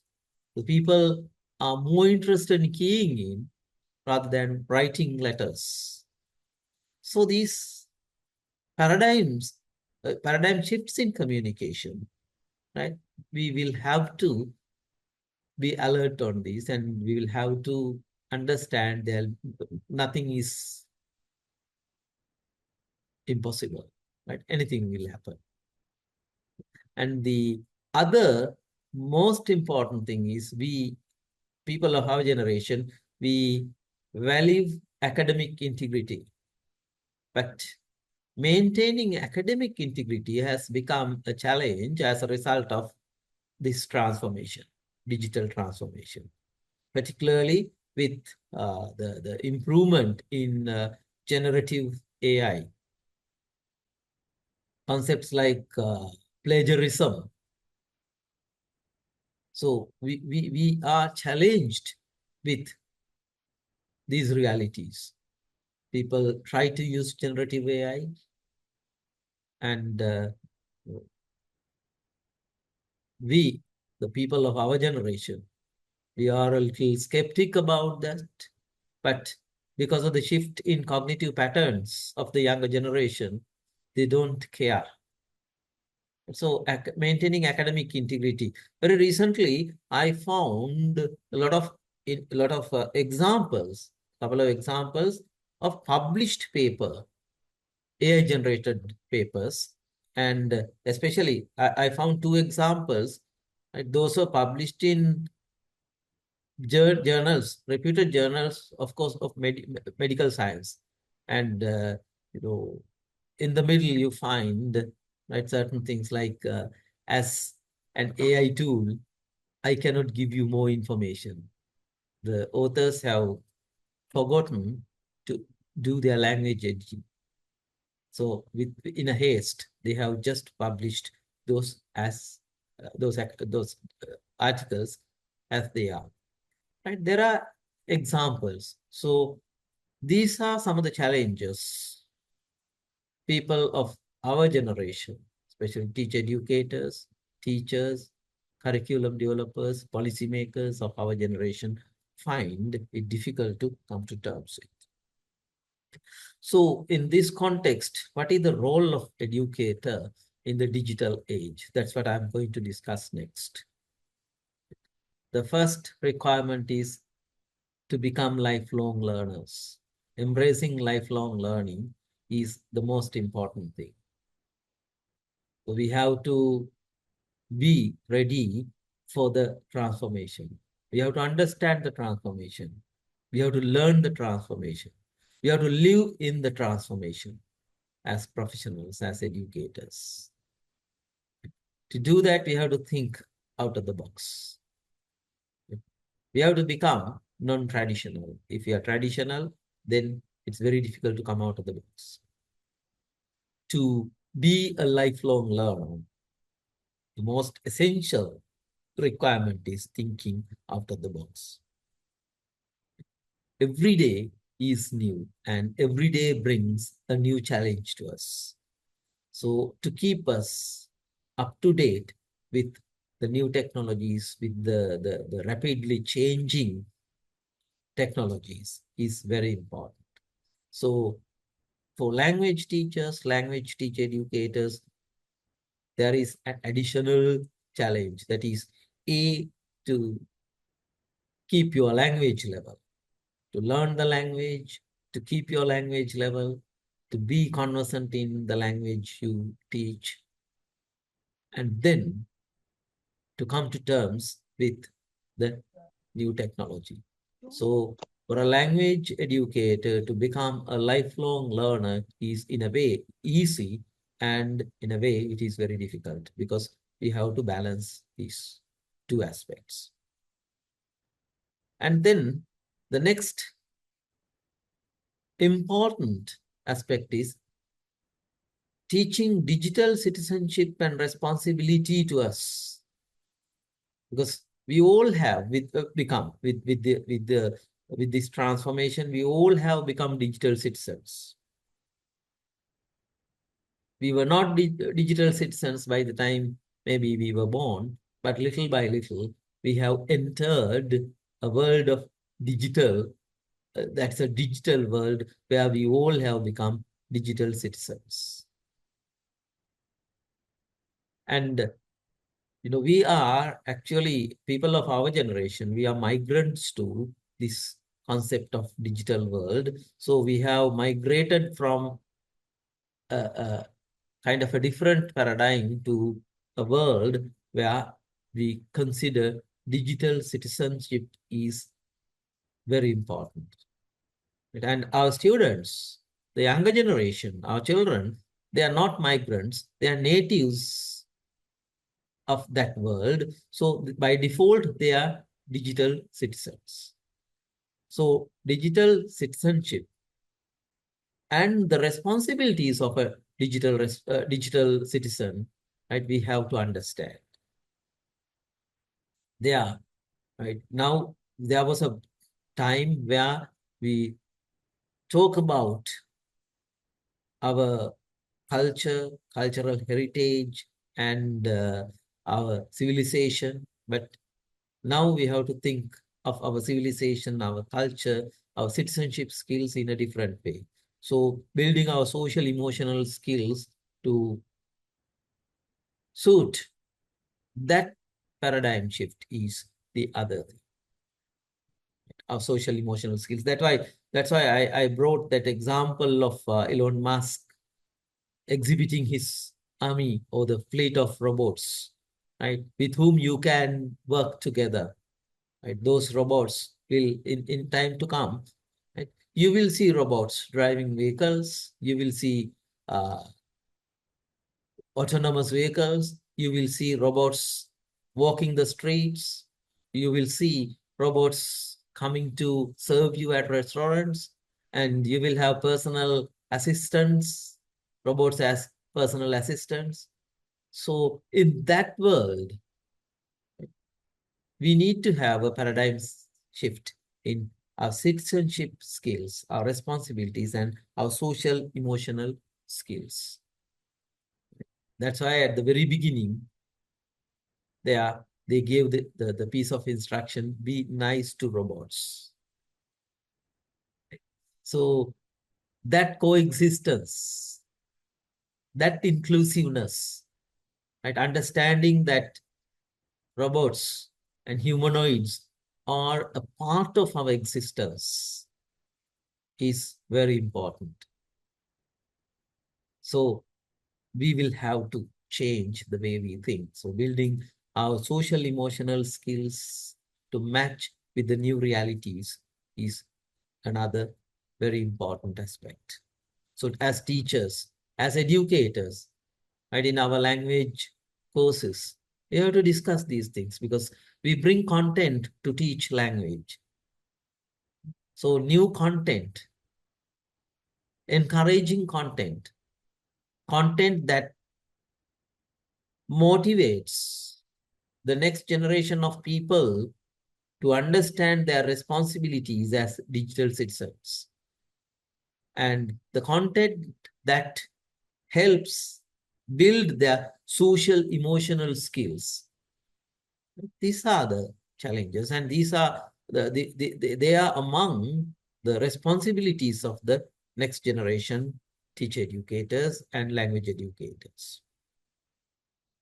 to do that, we have to encourage every one of us to develop our critical and analytical thinking skills, to come to terms with these new technologies, to new realities.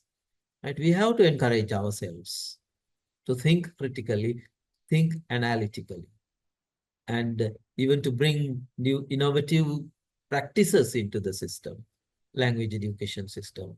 We have to be critical and analytical all the time, because innovation and invention is going to be the most important, and for survival in the industry, right? We have to be innovative, and we have to invent new things right throughout.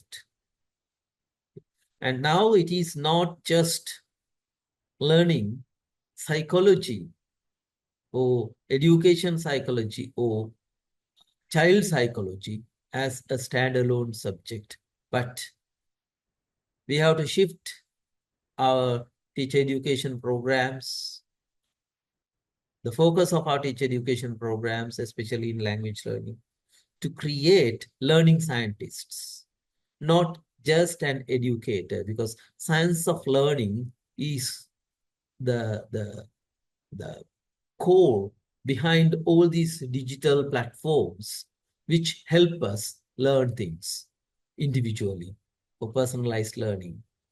Right? So to understand the way each and every child learns and the strengths and weaknesses of each and every child and the time and resources they have to plan our learning experiences accordingly, to motivate learning, we have to become learning scientists, not just educators. That is one of the major aspects we have to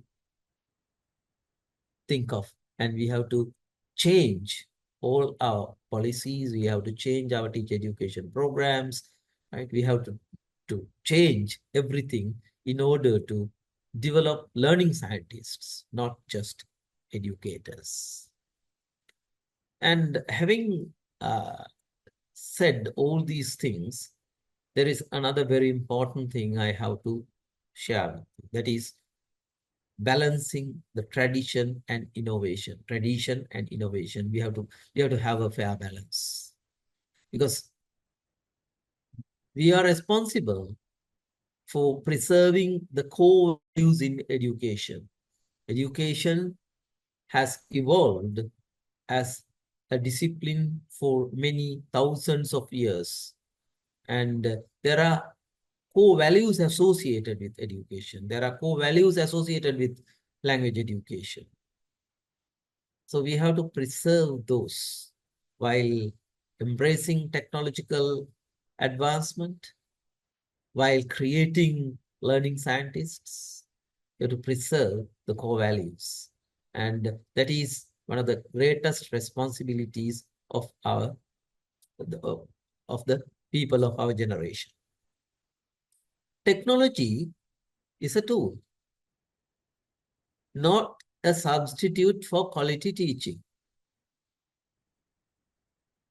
Technology, as long as it is a tool, it's good, but it is not a substitute for quality teaching. The human essence, the human intervention is very, very important. So we will never be able to substitute the excellent teacher we have known right throughout the history with any of these technological tools, but the quality teachers will use technological tools to improve their quality. That is, I think, the most important thing. So combining strength of digital tools with principles of education, there is a knowledge base we have created with research and with extensive practices of many hundreds and thousands of people over a period of time, for many decades. many centuries, we have been creating these principles of education. So combining the strength of digital tools with the principles of education is also a very important aspect to balance the tradition and innovation. And understanding the need to face-to-face education. When it comes to language education, right, the need to have face-to-face education, especially giving opportunities for people to communicate, for people to interact, for people to know how to use language in a natural setting. This is very important. All these artificial situations created, they will give you practice, but in real life, you need to have practice. You need to have that human touch. You need to feel the smile. You need to feel the warmth of the person in front of you, not the machine in front of you. The machine in front of you is not warm as a human being. The machine in front of you cannot smile, cannot look at your eyes, cannot keep the eye contact. But it is only the human beings who can keep that contact. So that is another important thing.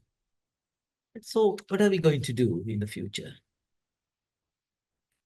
For students, my suggestion is, let's use technology as a means of expanding horizons. Don't let technology define your limits. It's okay. You can use technology as a means of expanding your horizons, but technology should not be something to define your limits, right? Now see, AI will not steal your job, but someone who knows how to use AI tools will steal your job. This is what I listened to very recently at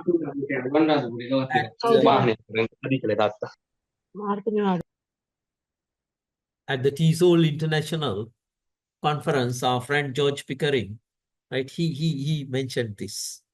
AI will not steal your job, but somebody who knows how to use AI tools will steal your job, right?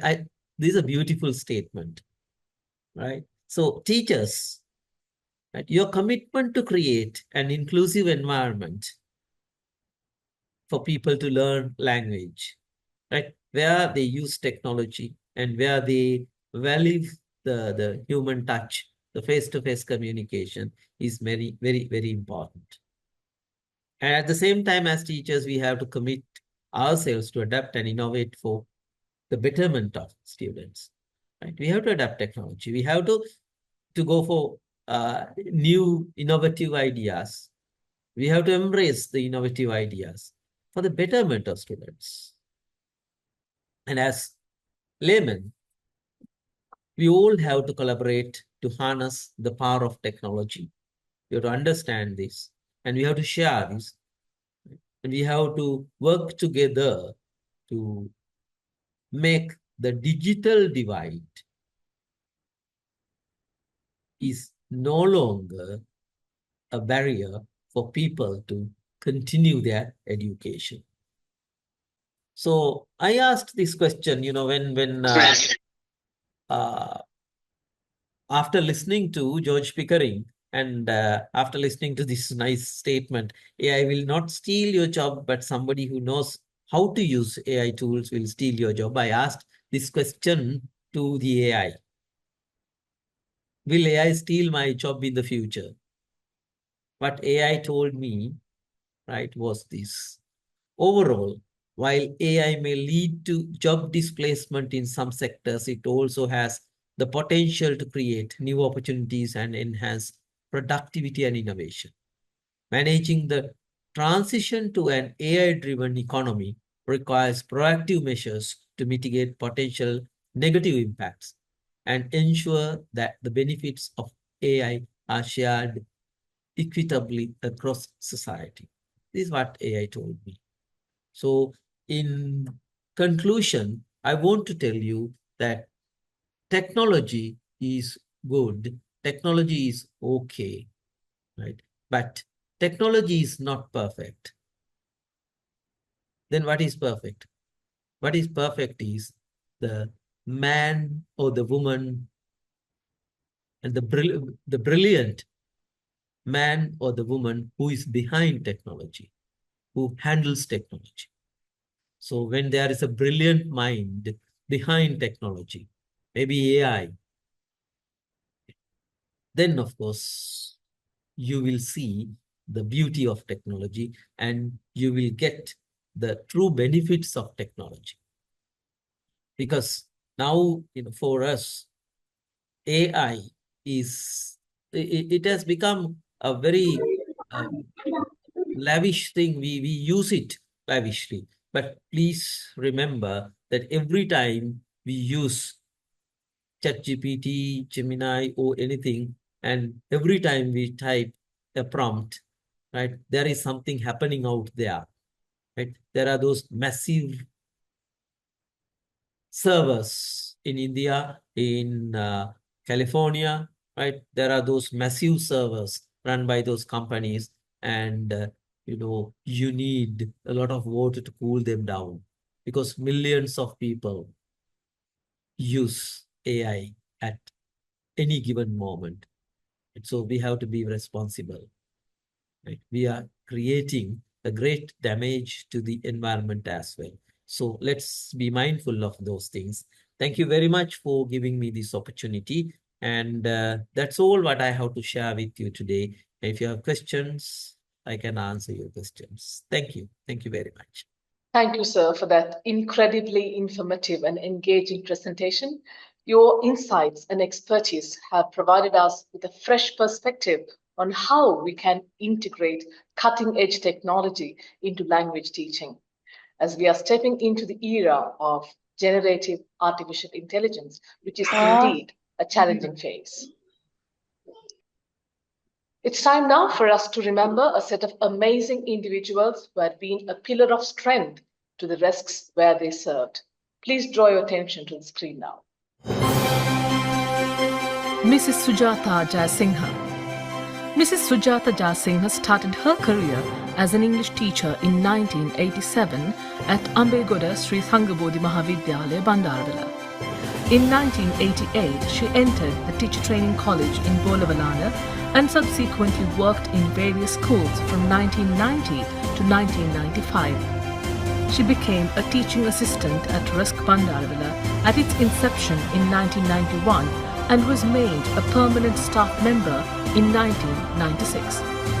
As a teacher trainer, Mrs. Jayasinghe completed numerous training courses and sessions conducted by the Ministry of Education, the National Institute of Education, the American Center, and the British Council. In 2002, she assumed the duties as the coordinator of the RESC Bandarwala. Since then, she has supported the highest number of teachers alongside her colleague, elevating RESC Bandarwala to one of the best in the region. After 31 years of experience as a RESC trainer, she retired in May 2024. Mrs. Jayasinghe was a dedicated and enthusiastic trainer who consistently displayed a positive attitude and a genuine eagerness to support both teachers and students in the Uo province throughout her service. Her friendly behavior and kind heart are cherished by many people. During her time at RESC, she collaborated with her staff to plan and conduct various ELT workshops aimed at enhancing the quality of teaching and learning. A great multitasker, she was punctual and never postponed any work. She was always eager to impart the knowledge she gained from her training. Mrs. Jayasinghe was a highly regarded resource person and a senior RESC trainer among her peers and teachers who looked up to her as a role model. We take great pride in having been part of the best RESC team that served the longest within the RESC system during her tenure. Upon her retirement, she was the most senior member of the RESC family. Mrs. Sujata Jayasinghe, today we celebrate you for your unwavering commitment and the tremendous service you have rendered to the field of English language teaching and training. We will undoubtedly miss you, but we will forever be grateful for the way you raised the RESC flag high since its inception. You will always hold a special place in our hearts, and we wish you a future filled with the rewards of your hard work and dedication. May your retirement be blessed with good health and happiness.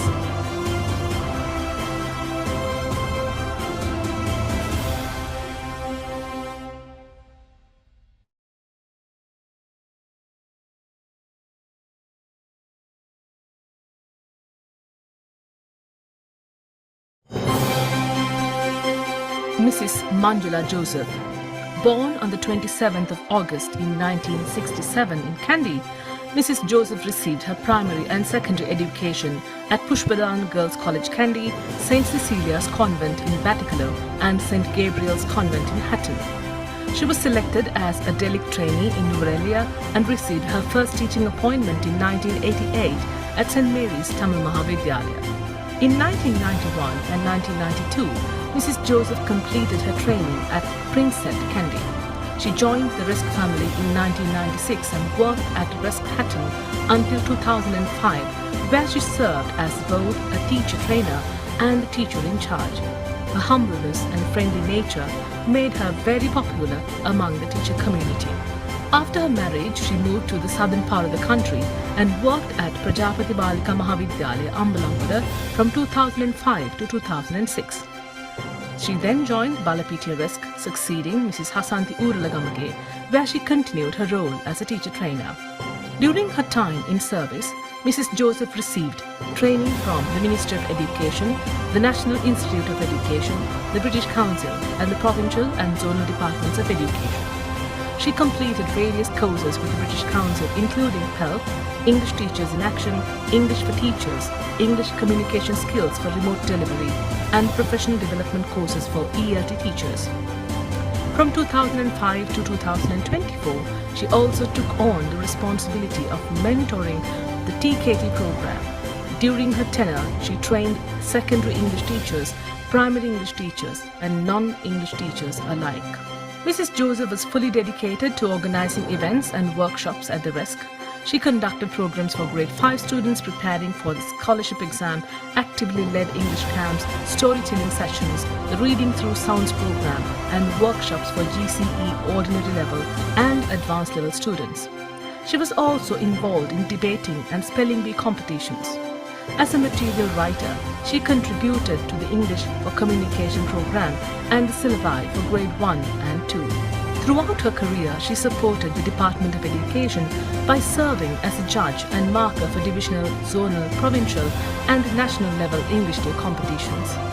After fulfilling numerous responsibilities as a dedicated RESC member, Mrs. Joseph retired from the government service as a contented public servant. Her friendly, humble nature and willingness to share her knowledge made her an invaluable colleague. She was always ready to work in any challenging situations we faced at Balapitiya RESC.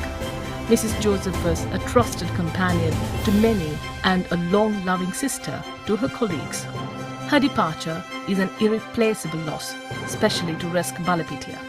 Although she has retired, we hope she will continue to support us in our future endeavors. We wish her all the best in life, along with her husband and their beloved daughter. Dear Miss Manjula, you will be deeply missed and you will be remembered with great respect. We wish you a healthy retirement filled with happiness and peace.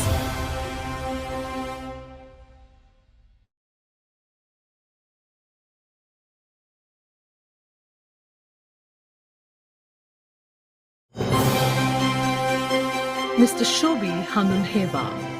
Mr. Shobi Sriyan Handunheva received his early education at St. Thomas's Boys' School in Mathura. After leaving the school, he chose to dedicate his career to serving the country as a teacher. His passion for education led him to be selected for the Delic course in 1989.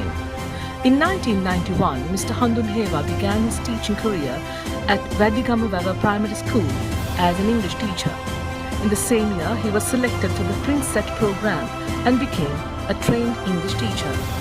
After completing the Princet, he joined the Polina Mahavidyalaya, Hammantota. He was fortunate to join the Regional English Support Centre Hambantota in 1997, and it was a turning point in his life.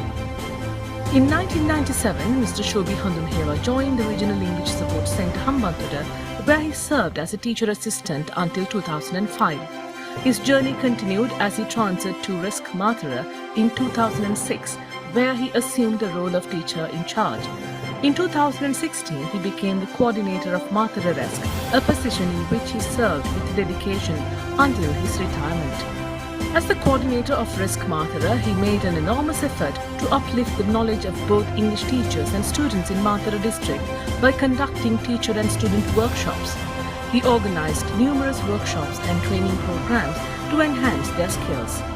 Additionally, he served as the chief evaluator for GCE ordinary level panels for 25 years, as he was an active member of the controlling panel. Mr. Handunhewa was also the president of the Regional English Support Centre Association, RESCA, at the time of his retirement. In this capacity, he was instrumental in addressing the concerns of his colleagues and played a key role in advancing the goals of RESCA. His dedication, leadership, and commitment to education have left an indelible mark on the entire system. His absence will be deeply felt by the RESC family, and his contributions will not be easily replaced. We extend our heartfelt wishes to Mr. Handunhewa for a future filled with happiness, good health, and prosperity.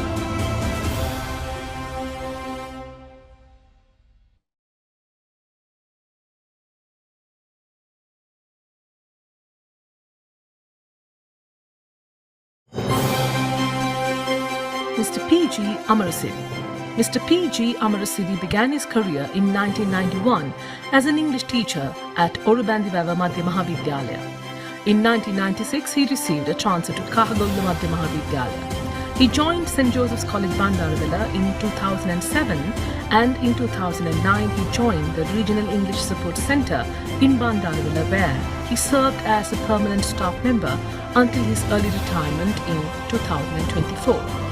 Mr. Amarasiri earned his bachelor's degree with English as a subject from the University of Peradeniya in 2001, followed by a postgraduate diploma in TESOL from the University of Colombo in 2005. In 2013, he completed his master's degree in education at the National Institute of Education, Maharagama. Throughout his career as a teacher trainer, Mr. Amarasiri attended several professional development courses conducted by the Ministry of Education, the National Institute of Education, and the British Council.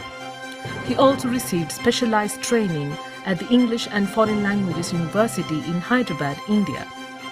Upon his return, he was appointed as a provincial master trainer for the Uva province. Mr. Amarasiri played a key role in numerous British Council courses conducted by the RESC Bandaravilla. From 2009 onwards, he served as a mentor for TKT course and facilitated the Teachers in Action and Teaching English courses, both organized by the British Council. Before his retirement, he held the position of Zonal Coordinator for English in the Bandaravilla zone, where he excelled in his duties, which included school supervision, organizing various competitions, distributing educational resources, and conducting workshops. Known for his dedication and enthusiasm, Mr. Amarasiri is a calm, composed, and friendly gentleman. These qualities made him an excellent mentor for both teachers and students. His vast knowledge of English grammar and expertise in IT further enhanced his teaching and training capabilities. He worked cooperatively with his colleagues at RESC, a commendable quality that earned him great respect. Mr. Amarasiri was widely regarded as a highly valued resource person, a man of few words but much action. Mr. Amarasiri, you will be deeply missed, and your absence will be felt by all. Mr. Amarasiri, you will always be remembered with fondness and respect. We wish you a healthy and fulfilling retirement filled with happiness and peace.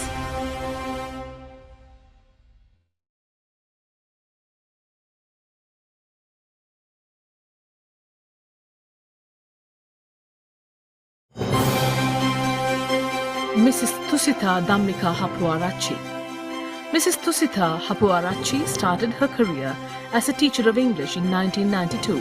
Her first appointment was at Telichavila Royal College, where she worked as a teacher until 2013. In August 2013, she joined the Regional English Support Centre in Hangwalla as a teacher assistant. She was later promoted as the teacher in charge on April 23, 2021 and became the coordinator in 2021, continuing in this role until her retirement in February 2024. Mrs. Hapuarachi is an alumni of the Pathanamthitta National College of Education. She earned her Bachelor of Arts degree from the University of Colombo, followed by a postgraduate diploma in teaching English as a second language from the same university. She also completed her master's degree at the University of Kelaniya. While based at RESC Hangwalla, Mrs. Hapuarachi extended her expertise to the Colombo district and contributed significantly to national level English development projects. She conducted teacher training courses such as PEL, TKT, ECSRD, and designed numerous training sessions for English teachers.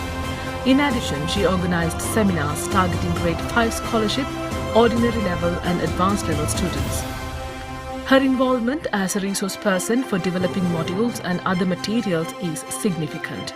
She also served as a marking examiner for GCE ordinary level and advanced level examinations. Mrs. Hapuarachi's role as a mentor and observer in teachers' professional development programs further extended her contribution to the field. She led a range of initiatives at RESC, including professional development programs for teachers, student camps, awareness programs for various ELT competitions, and material development sessions targeting various ELT projects. Mrs. Tusita Hapuarachi, your journey of elevating Hangwalla RESC was not an easy endeavour, as it was filled with thorns and pitfalls. You made an extraordinary effort with strong determination to go the extra mile and exceed expectations throughout your 11 years of service.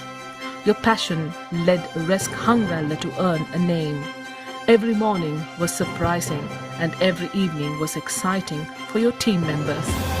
Dear Miss Tusita Hapuarachi, you will be deeply missed and your service is fondly remembered with great respect. We wish you a healthy retirement filled with happiness and peace.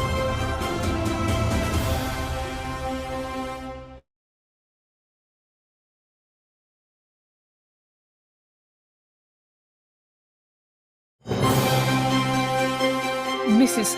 Komadi Aravindaraj. Mrs. Komadi Aravindaraj joined the Regional English Support Centre, Trincomalee, on November 1st, 2021. From the day she became part of the team, she has been an active and dedicated member. In collaboration with the coordinator, Mrs. Chulani Nilavira, and the staff, she conducted several workshops to improve the English language education in the Trincomalee district. During the time when there was no coordinator to the English Day competitions in the Kantale zone, the responsibility was handed over to the Trincomalee RESC. Mrs. Aravindaraj worked alongside the RESC members and senior English teachers in the Trincomalee zone to successfully organize and complete the competitions. Mrs. Aravindaraj also shared her expertise in English literature with the teachers and students of Trincomalee zone. She created worksheets to assist GCE ordinary level students aiming to improve English literature results in the zone. She was always willing to extend her support beyond the zone whenever her assistance was required by the Provincial Department of Education. In times of need at the RESC, Mrs. Aravindaraj was always willing to step in and offer her help. She retired from her role on March 31st, 2024. We wish her all the best in her future endeavours. May her retirement be filled with happiness and good health.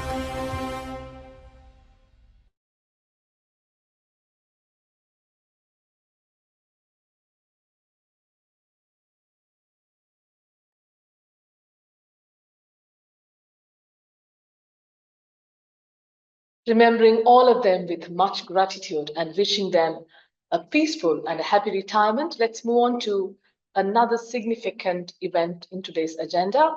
That is the launching of the conference ebook for the year 2023. This ebook is published in parallel with the RESC Conference 2023 as a collection of scholarly articles by the speakers at the conference, academics of the Department of English NIE Sri Lanka, and the workshop plans, shared thoughts designed by the Regional English Support Centers island-wide. Now we respectfully invite the Director General NIE, Professor Prasad Setunga, to do the honor.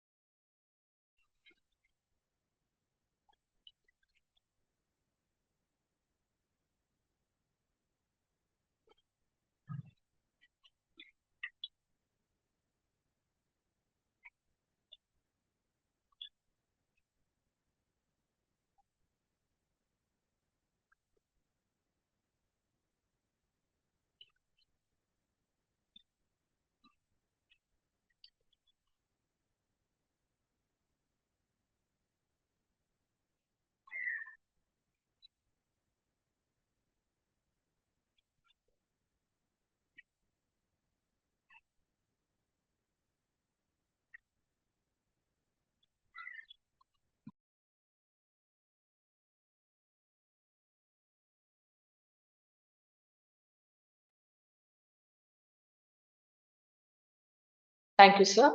And let me now invite Ms. Krishanti Geekianagi, Assistant Lecturer, Department of English NIE, to deliver the vote of thanks.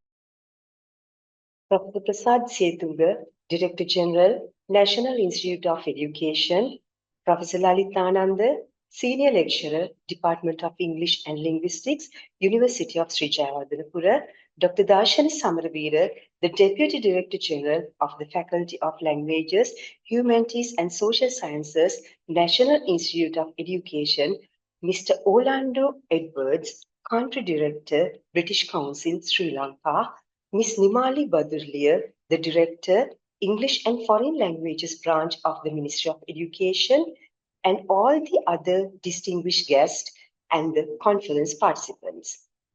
I'm so privileged and truly honored to propose the vote of thanks at the 26th National RESC Conference and the 11th National Conference on Language Assessment.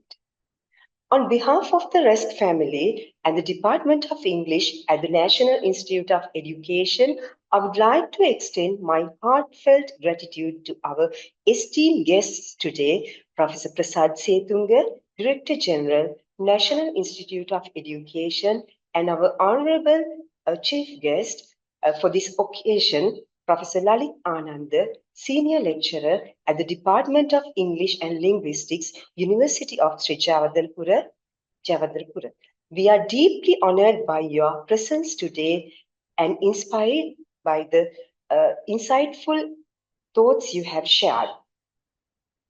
Next, our deep sense of appreciation goes to Dr. Darshana Samaraveera, the Deputy Director General of the Faculty of Languages, Humanities and Social Sciences, National Institute of Education, for accepting our invitation to deliver the keynote speech and for being a key figure at this conference. Thank you, Dr. Samaraveera, for dedicating your valuable time to share your expertise with the Sri Lankan English language community despite your busy schedule. During this 3-day conference, we will get the opportunity to listen to 6 distinguished plenary speakers. We extend our heartfelt gratitude to each of them for graciously agreeing to share their insights with us.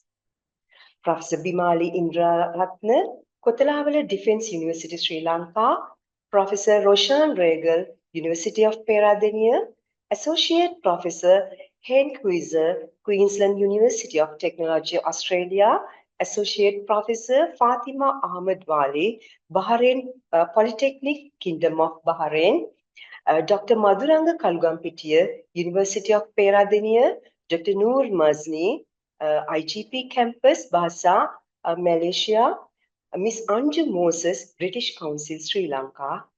Thank you for accepting our invitation to share your expertise with the Sri Lankan English language community. Let me extend my heartfelt appreciation to Mr. Kevin Anderson, Ms. Judith Cockrell, and Ms. Jennifer Goodman from the US Embassy in Colombo for accepting our invitation and conducting special workshops that have significantly enriched this academic event. Next, I extend my sincere gratitude to the British Council Sri Lanka for their immense support in enhancing the standards of RESC and contributing to the success of the 26th National RESC Conference. A special note of thanks to Mr. Orlando Edwards, Country Director of the British Council Sri Lanka, for the valuable insights and thoughts shared, which have truly enriched this academic event. Next, I would like to extend my sincere thanks to the DDGs at NIE, Mr. Ranjit Padmasiri, Mr. KWB MP Vijay Sundara, Mrs. MP.R. Dhanamardana, Dr. P.H. Kusumawati, and Dr. Ashoka De Silva for their continuous support right throughout. I would also like to thank all the RESC members, especially the organizing committee and the RESCs of North, Central, and Ua provinces. Your team spirit made us walk this far. Next, I extend my heartfelt gratitude to the Assistant Director of the Information Technology Unit, Mr. Mohan Vijayaratne, and his dedicated team, including Mr. Nuwan Prasad and Chintaka Vikramaratne, for their continuous support in making this virtual conference a reality. And my special thanks goes to Lanka Educational Research Network for assisting us in getting the Zoom link.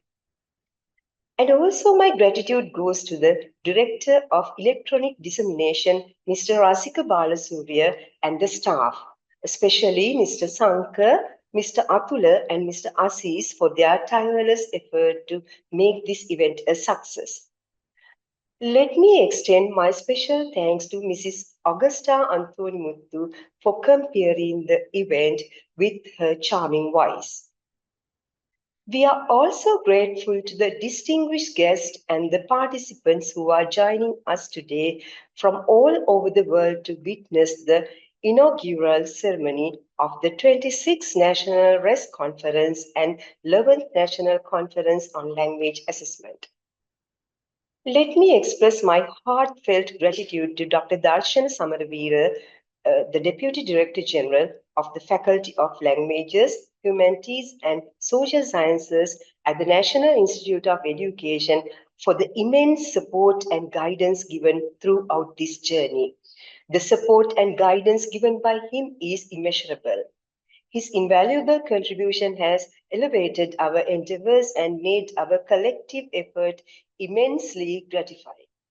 Once again, I extend my heartfelt thanks to Dr. Darshana Samaraveera for being the pillar of strength behind this achievement, offering invaluable guidance and encouragement every step of the way. An event like this cannot happen overnight.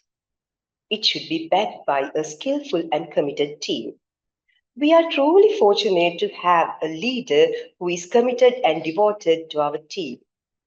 I would like to express my deepest gratitude to Ms. Kalani Virosha Giganage, an assistant lecturer at the Department of English, NIE, and the National RESC Coordinator, whose dedication and efforts have been the driving force behind overcoming every challenge and ensuring the success of this event. Once again, my heartfelt thanks to Ms. Kalani Virosha Giganage for selflessly shouldering every responsibility and making this academic event a success. Next, my special gratitude goes to Ms. Nipuni Samarasinghe, an assistant lecturer at the Department of English, NIE, for showing true dedication in every task undertaken to ensure the success of this conference. We have been fortunate enough to be backed by a team that is motivated and results-oriented. So let me extend my special thanks to the non-academic staff at the Department of English, Ms. Gimhani Kanchana, Ms. Hansa Geethani, and Ms. H. Swarnalata for the true commitment and the true spirit shown. Finally, I wish you all the best and hope this 3-day conference be a productive symposium for all of us. Thank you. Thank you, Ms. Krishanti. Ladies and gentlemen, in this rapidly evolving digital era, generative AI is transforming various aspects of lives. As we prepare to embrace these advancements, let us fuel ourselves with optimism and determination so that we may be able to make English language teaching ready for this era of generative AI. As our keynote speaker said, let's strive to become a learning scientist, not just an educator. That wraps up the inauguration ceremony of the 26th National RESC Conference and 11th National Conference on Language Assessment for the year 2024. We are going in for a tea break, and do join us for the second session by 11:45 a.m. And this is Augustine Turumuthu signing off from the Department of English, NIE. Stay blessed.